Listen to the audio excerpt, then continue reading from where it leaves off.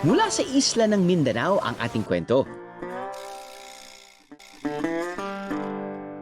Sa gilid ng Davao Gulf at sa paanan ng bundok ng Apo, makikita ang bayang ito.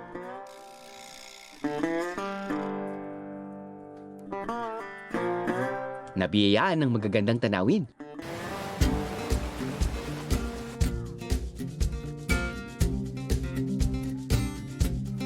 Ang kanilang lupa, mayaman sa mga pananim.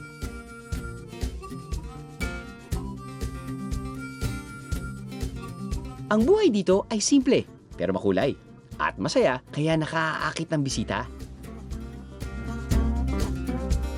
Biyaheros, mga tuta sa Digos!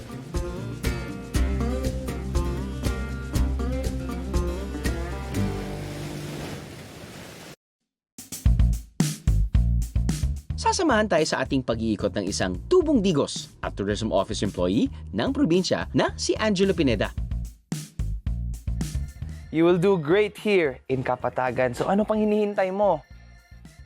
Nature is here in Barangay Kapatagan. At meron pa tayong isang sobrang game na guest para manggulo. Tulungan ako sa iba pang mga bagay tungkol sa Digos. Kaway-kaway tayo dyan kay Cowboy Drew. Howdy.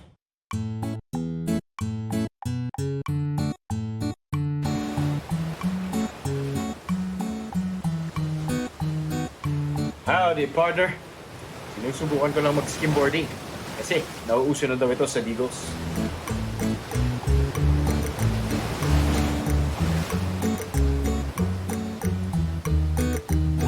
Oh no!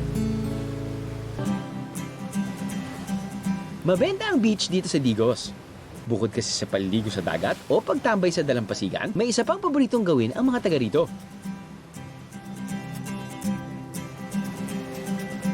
Nag-start yung skimboarding since sa Dawis sa mga 2007. Kasi most sa mga dito, yung mga kasama ko is mga skater. So nag-proceed kami doon sa skimboarding, kaya doon nag-start.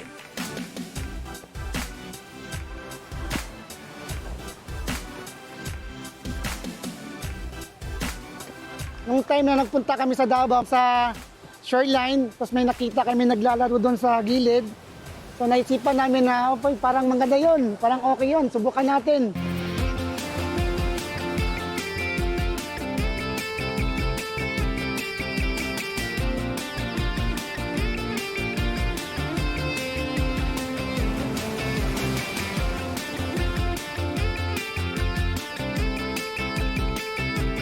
So ang gagawin mo lang, run, drop, and slide. At kailangan din po makabend yung dalawang knee. No? Dahil in case kung madapa ka, hindi ka babagsak ng mas delikado. Sige nga Angelo, subukan mo na. Dahil kalat na ang sport na ito sa Dawi City, dumami na rin ang mga nahilig sa skimboarding. Sakto yan kung balak niyong subukan ito pag bumiyahe kayo pa Digos. Sa lahat nga pala gusto matuto ng skimboarding, so pwede lang kayong pumunta dito sa Dawi. So marami tayong mga player dito na pwede mo silang alukin nila ng kahit basta maturuan kanila. So for free po yan, wala po kayong mabahala sa mga board, marami tayong available. So wag po kayong maya. Matapos ang maaksyong umaga ni Angelo, I'm sure gutom na yarn. Kaya sikat daw ang kainang ito dahil sa combo meals nila na parang mga silog meal sa Maynila. Pero with a twist, ano naman kaya yun? Ang kanilang kanin, hindi lang basta sinangag. Ito yung, kumbaga, flagship nila na product dito sa pubs. And it's made up of, yung mga brown na nakikita. Yan yung tinatawag na locally pinikas na bulad or tuyo. Pareho lang ng sangkap na kailangan sa sinangag at sa bulad rice. Ang nadagdag lang ay ang hinimay na dinaing o tuyong isda. Tudluan ta mo saon pagbuhat og bulad rice. Make sure lang nga non-stick atong gamiton para dili mo pilit ang rice. Unang iprinito ang bulad o daing sa chicken oil. Kada tasa ng kanin, isang kutsarang dinurog na daing o tuyo lang ang kailangan. Saka nilagay ang bawang at kanin. Sa pagbutang og asin, depende kung unsa inyohang bulad. Kay naay bulad nga parat kaayo, dili na ninyo need mag-asin.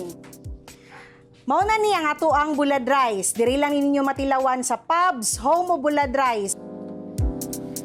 Mahilig talaga ako sa maanghang. Ngayon, napakasarap talaga ng bulad rice. Sobrang na-miss ko to. Kasi madami na ang nagsitayuan ng mga, alam mo yung restaurant dito sa Digos. Pero isa talaga yung bulad rice sa mga iconic dito sa Digos. Siyempre, silog is life. Pwede nyo ring subukan sa mga bahay-bahay nyo ang bulad rice biyeros. Pili lang kayo kung ano ang gusto nyong ulamin. Nagulat ka ba? Meron ka ba bang ibang inaasahan na makita? Anong sabihin? Kahit kailan, iba yung pasok mo eh. May bintang ka na naman sa akin.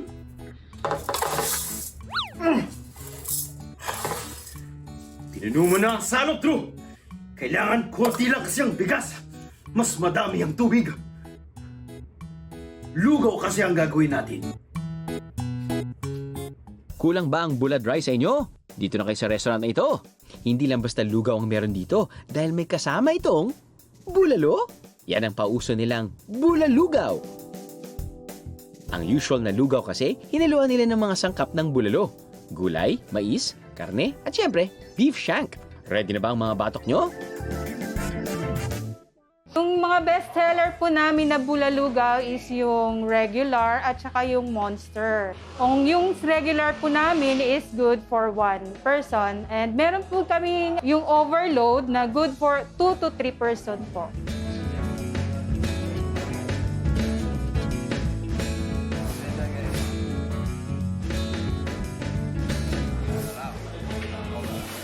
But wait, there's more! Sa giant kawali na nakalagay ang monster bulalugaw at lahat ng sangkap nito para na rin mas madaling haluin at paghatian. Hating kapatid ha!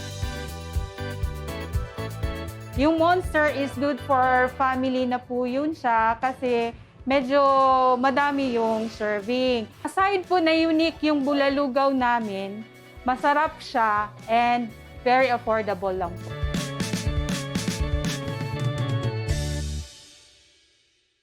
Sabaw na rin ba kayo? Sugod na sa resto na ito sa Quezon City para humigop ng mainit na sabaw.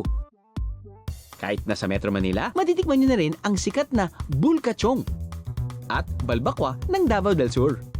Sakto raw ito sa umaga na pampagising o kaya naman sa gabi pagkatapos mag-happy-happy. At pwede rin daw pantanggal amats. Ehem.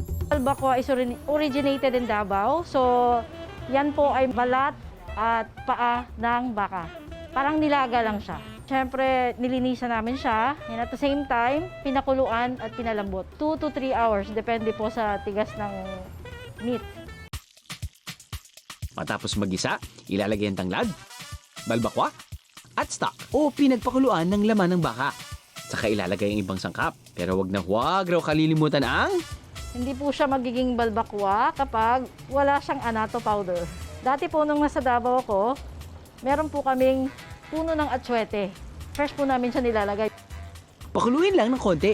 At bago i-serve, may isa pang sangkap na di dapat mawala. Diba? Hindi kompleto kapag walang spice. With this native na sili. Iyan naman. Sigurado akong gising na ang hiwa nyo nito. It's another specialty from Davao. So it's bulkachong. Ang bulkachong po ay isang part ng cara beef or carabao. Halo-halong laman. Meron siyang maskara ng carabao. And at the same time, yung mga balat-balat. Halos pareho lang din daw ang sangkap at paraan ng pagluluto ng dalawang putahe. Pero may natatanging katangian ang bulkachong. Natural po siyang lumalapot kasi yung nagpapalapot doon, yung mga parte ng ingredients mo like ito po, yung mascara. Ayan. So kapag medyo napapalambot mo siya, kusang lumalapot siya. Matapos ang ilang minuto, mainit-init pa nating matitikman ang authentic na mga sabaw mula Davao del Sur. Siyempre, G na G ang B&D boys pagdating sa tikiman. Dahan-dahan lang at mainit, Ray.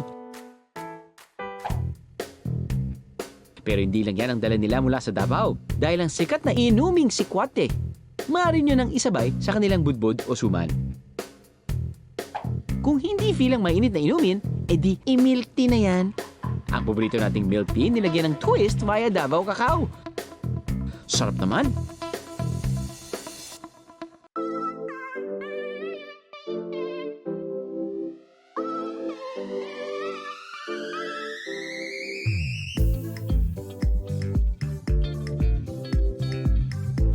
Switzerland? New Zealand? Netherlands? No. Sa Digos lang yan.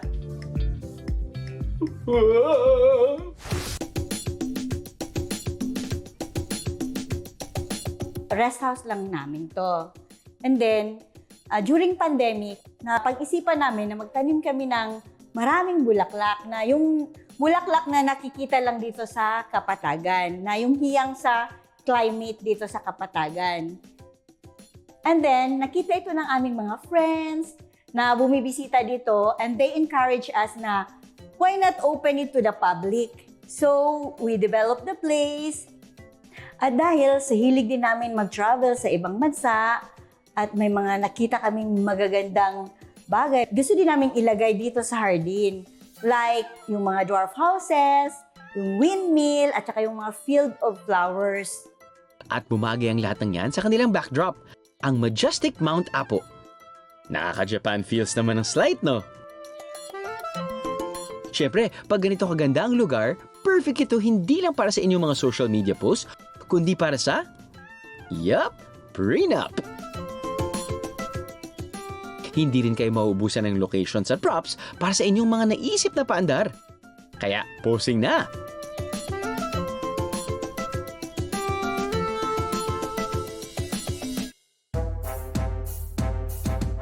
Kung napagod o nagutom kayo dahil sa picture taking, huwag mag-alala dahil may restaurant din sa loob ng resort.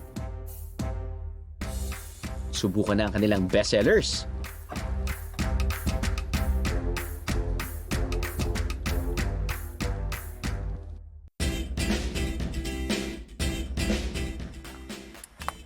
Oh, andyan na pala kayo.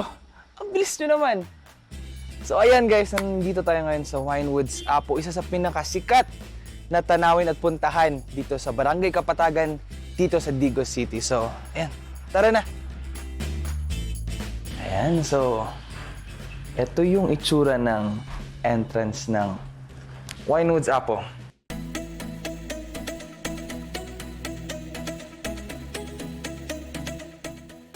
Nakalagay sa resort na ito ang wine collection ng may-ari na umaabot na raw sa 1,000 bottles. Maliban dyan, nakakalat din sa iba't ibang parte ng resort ang mga bote ng 8 uri ng fruit wine na maaari niyong matikman dito.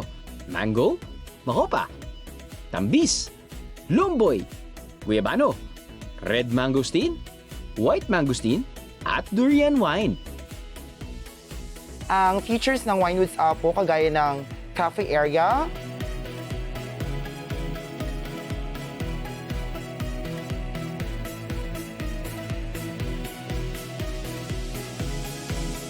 Mangosteen House, Sa Mangosteen House, may queen-size bed at dining area. Pero may bago rin silang paandar, ang wine bath.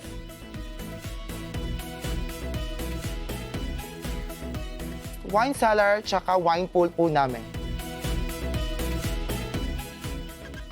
Siyempre, pag may pool, kailangan mag-swimming. G ka ba, Angelo? Kapag sinabing wine bath o vine therapy, hindi naman ito literal na paliligo sa alak. Ang vine therapy treatment ay paglublub sa pinaghalong tubig at wine extracts o yung mga natirang sangkap mula sa paggawa ng alak. Maganda raw ito sa kutis dahil marami itong antioxidants. So, I guess, mas madaming antioxidants kung makukuha kung iinom ka na rin ng wine habang nagwa-wine bath. So saucy, ha? Sige, gagawin ko para sa biyahe ni Drew. Tara na guys! Oh my gosh! Oh! Oh! It's not that bad. Pero malamig. Sobra. Ah! So, majority is tubig. Pero, sa amoy pa lang, amoy ng wine. Ayan. So, sinulungan mo ilulublog yung alate ng katawan ko. Oh! Oh! Woo! Ang lamig, sobra.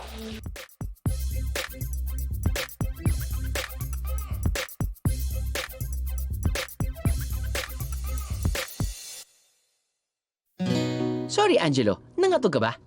Yep, malamig sa lugar na ito, biyeros, dahil ito ay nasa 4,000 feet above sea level at nasa paanan ng Mount Apo na paliligiran pa ng mga puno. To keep yourself warm, magdala ng jacket o kaya ng kayakap. Tingnan mo naman yung view, guys. Sino bang hindi ma-enjoy at makaka-relax naman, di ba? This place is very perfect sa mga gustong mag-unwind, sa mga gustong mag-relax. Ayan, yung i-appreciate mo na lang yung nature sa surroundings mo. And maririnig mo din yung mga huni ng mga ibon. Now, ito yung breakfast ko, which is tortadong ham. And hindi lang yan yung breakfast nila, meron din silang the usual pork tocino, and meron silang chicken tocino din, and may hotdog din naman. So kaya, kain na tayo.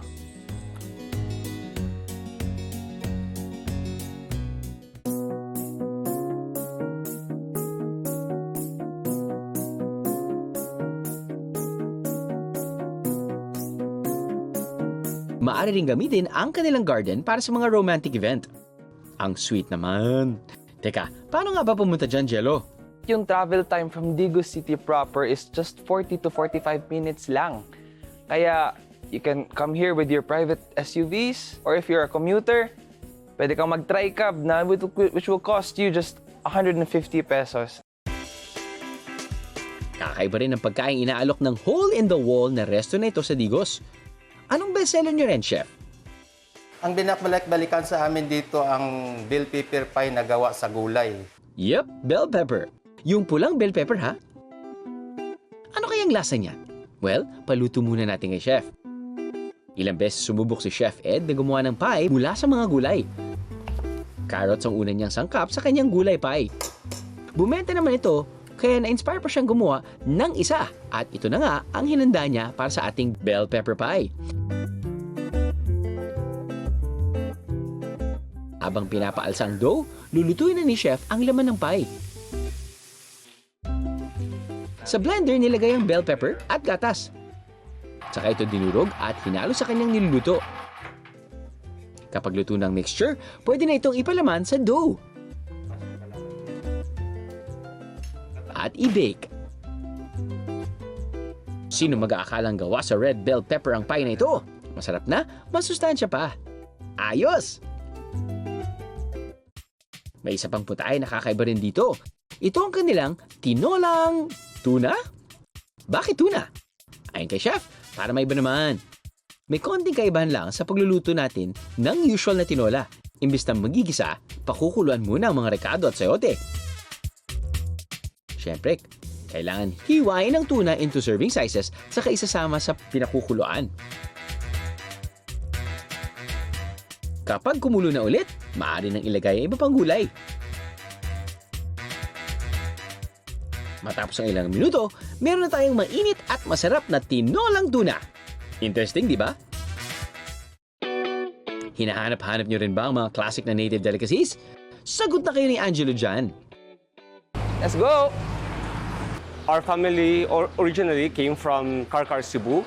So it carried with them their best kept secret, the bibingka and puto recipe.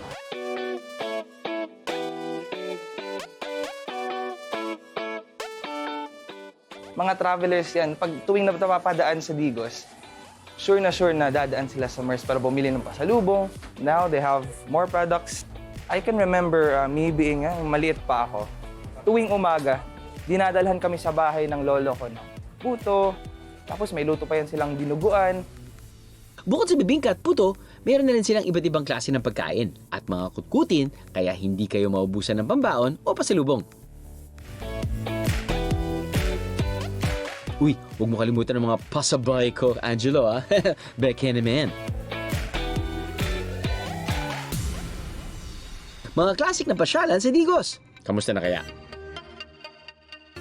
At ang prutas na sa Davao lang makikita. May bagong sorpresa? Kaya ko kaya ito? At abangan ng crunchy at healthy na snack na ito. Nakakatawa. Texture niya sobrang crunchy. But I'm guessing this is the healthier version of, pork chicharon. I love it.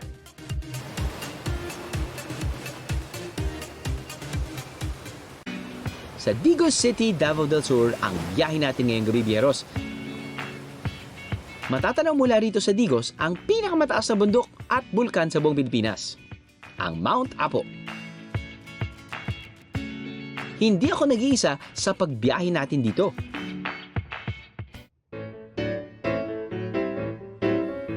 Kasama ko si Cowboy Drew.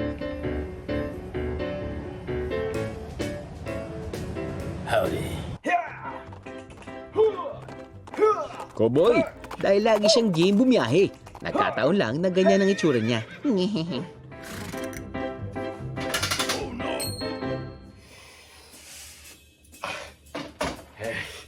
Ay, nako.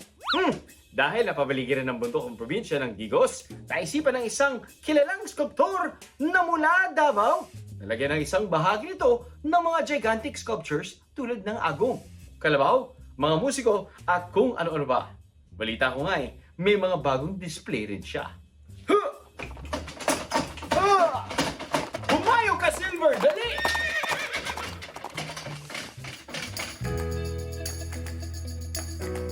It was born out of frustration kasi I was doing a lot of public monuments and most of those monuments may mga government projects, so may mga requirements sila na hindi ko gusto. So there are ideas that are very personal to me na kailangan kong i-express for myself, for my soul. Kaya nagtago ako dito sa bundok na to. Dahil malaya si Kublai na lumikha ng mga gusto niyang obra, halos mapuno na nga niya ang kanyang lugar dito sa Digos. Ang pinaka main structure na pinupuntahan dito, yung aking bahay na shaped like an agong, it's called the Agong House. Shaped like this percussion instrument ng ating mga ng ating tribo, no, yung brass na drum.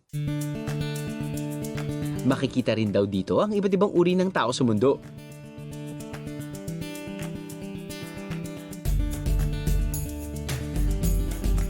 So this is the range of humanity. Butang na kutanan dia. Binahagi rin ni Kublai ang gusto niyang maging simbolo ng kanyang hardin. Etong Land of Peace, etong lugar natin, even from the beginning, no, kung saan nagsimula ang nature, saan tayo nag-flourish dito sa lugar na to, talagang peaceful ang lugar natin. This way, if we have that idea of being peaceful beings, mas mapapalawak natin yung kalinaw dito sa ating lugar. Bagamat walang nadagdag na bagong obra sa hardin na ito ni Kublai, parang may kakaiba pa rin ako napansin. Sa ngayon, what you could see are the new colors of the garden. Dahil po yung pandemic po ngayon, naisipan kong magbigay ng saya, kaya naging mas makulay ang mga obra ko dito.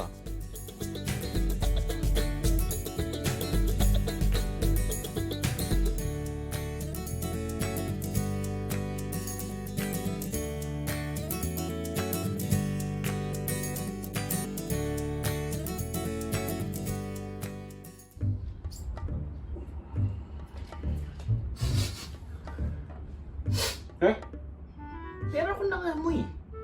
Naamoy mo yun? Grabe ka naman. Ganito yung tsura ng mga cowboy pero naliligo kami. Ano naman, masyado ka naman guilty. Hindi, meron akong naamoy na parang durian. Eh syempre, naman yung Digos, parte pa rin ng Davao, kaya naman syempre marami pang produkto dito na gawa sa durian.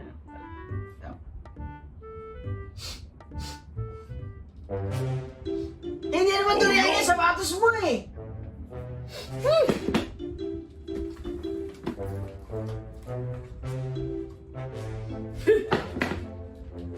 Tama ka.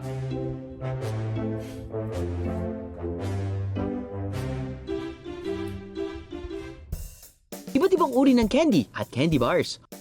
Pulveron, pastillas, jams, barquillos, hopya, at pati cookies. Lahat yan gawa sa durian! Naisipan kong gumawa ng durian candy kasi may kaibigan akong nagbigay sa akin ng durian. Binigyan niya ako ng parang isang bukag, sa Tagalog, isang kaing na durian. Hindi namin naubos. Kasi noon, wala pa kaming refrigerator. Ginawa ko yung durian yema. Pero hindi yema ang unang produktong ginawa at binenta ni Aling Roda noong nagsimula ang kanyang negosyo. Nag-isip pa siya ng kakaibang produkto na maaring gawing mula sa durian. Ang pinakauna ko talagang produkto, ito ang Milky Durian Pastillas. Kahit lumago at madami na ang kanyang mga paninda, hindi pa rin siya tumitigil sa pag-iisip ng bagong produkto para sa kanyang mga suki. Bilang durian naman ang naging key to success ng kanyang negosyo, hindi na humanap pa ng iba pang sangkap si Aling Roda at mukhang hindi naman siya binigo ng durian. At ito ang kanyang latest creation, ang durian pie. Durian po ang palaman ng pie na ito. Minatamis ng konti ang karne ng durian, tsaka nilagay sa dough at niluto sa oven. Ganon lang kasimple. May bagong bestseller na si Aling Roda. Nice!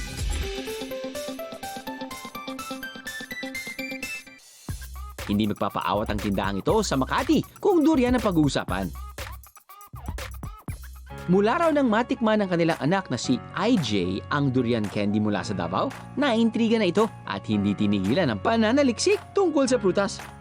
Sa katunayan, umabot pa raw sa Thailand at Malaysia ang research ni IJ para mas makilala pa ng husto ang durian. At sa isang tindahan sa Malaysia niyang naisipang magnegosyo. Sabi ko, anong namang negosyo ang iyong itatayo? Sabi niya, ito, durian. Kaya mula sa ilang kilo ng durian, ngayon, tonelada na raw ang order nila mula sa Davao. Pero hindi lang fresh durian ang makikita rito. Meron ding frozen durian at iba pang produkto mula sa tinaguriang King of Fruits. Kung out of season na po ang durian, hindi pa rin po malungkot ang mga mahilig sa durian dahil we can serve our frozen durian. Anong pagkakaiba? Sa lasa, wala po except malamig lang siya. Pero hindi pa rin nagpapaawat ang ating durian master. Dahil nakaisip pa siya ng ibang produkto gamit ang durian.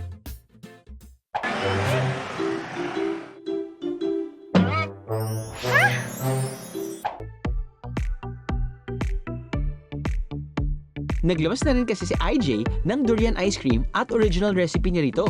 At syempre, ang main ingredient, pure durian meat. Matapos paghaluin ng mga sangkap, inilagay ito sa isang ice cream maker.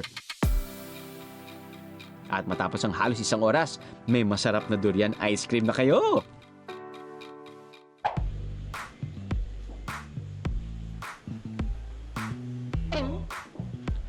Durian. Durian to. Durian. Ang sarap.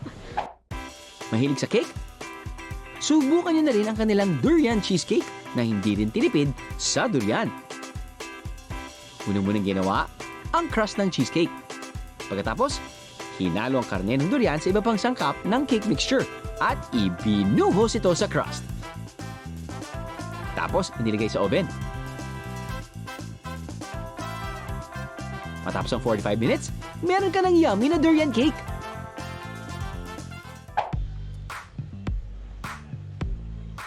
Una po, nalalasahan ko yung yung parang umaano sa dila ko yung ng durian. Tapos umaano dun sa ilong ko. Actually, ngayon lang po ako nakatikim na itong durian.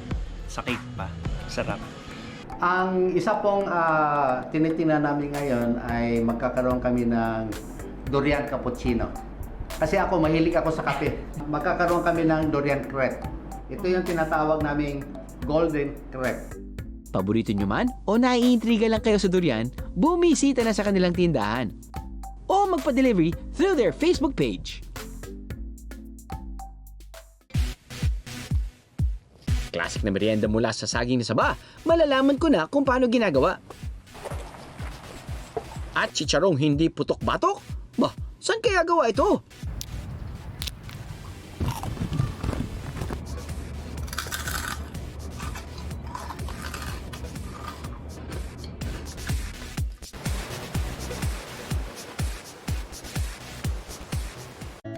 Alam nyo ba na ang Davao Region ang top producer ng saging sa bansa?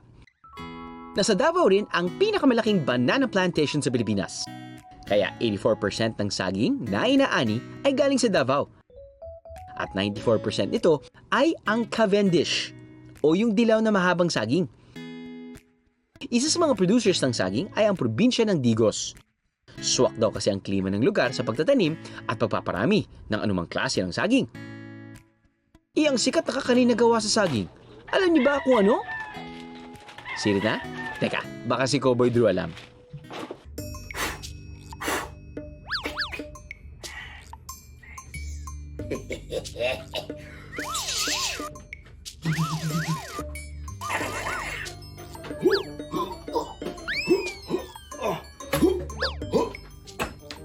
nako.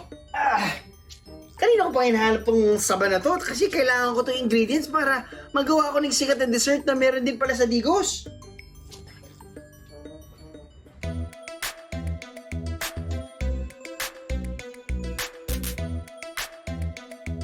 Habang pinakukulaan ko ang aking mga saging ng saba, binisita namin ang isang grupo ng mga katutubo sa Digos para sa isang authentic na nilupak recipe.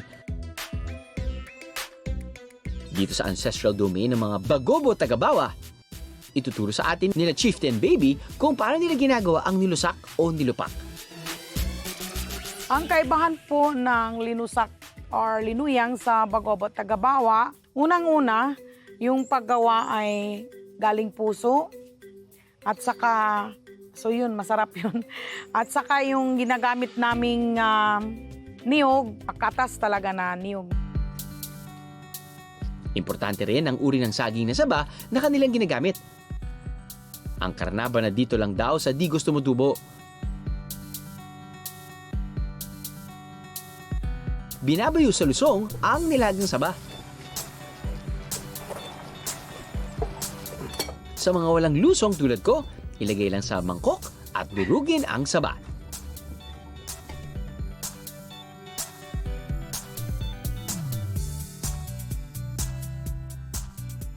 Kapag medyo durog na ang saging, ilagay na ang niyog at asukal. Tapos haluin o bayuin ulit. Ngayon, pwede na itong bilugin at saka ilagay sa dahon ng saging. Ako, carry niya sa bowl. Ako lang naman ang kakain eh. Hehehe.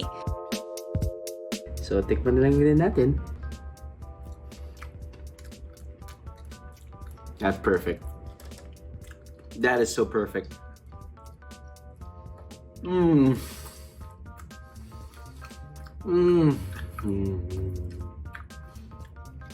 Magbigay nga ako kay Cowboy.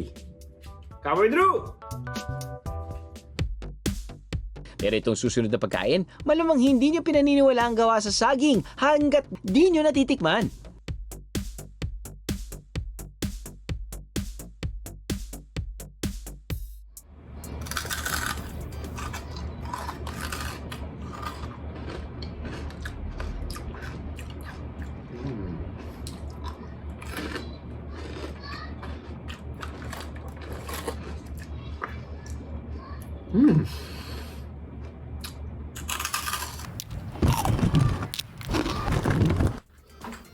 Anak ng saging naman oh. Akala ko naman may mga kalaban. Yung kinakain mo lang pala yung pumuputok.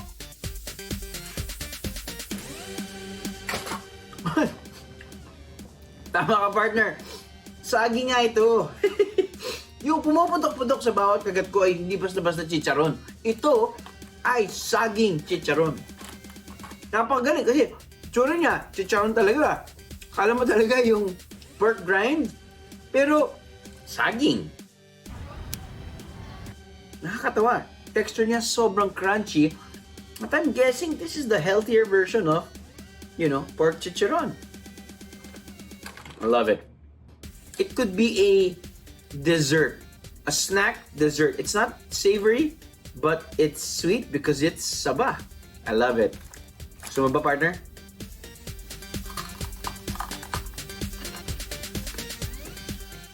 Gusto niyo rin matikman ng banana chicharon na saan ito mabibili?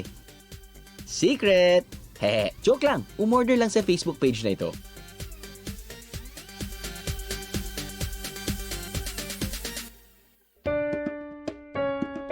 Halos 9 na taon na ang nakalipas nung huli nating binisita ang Digos, Davao del Sur.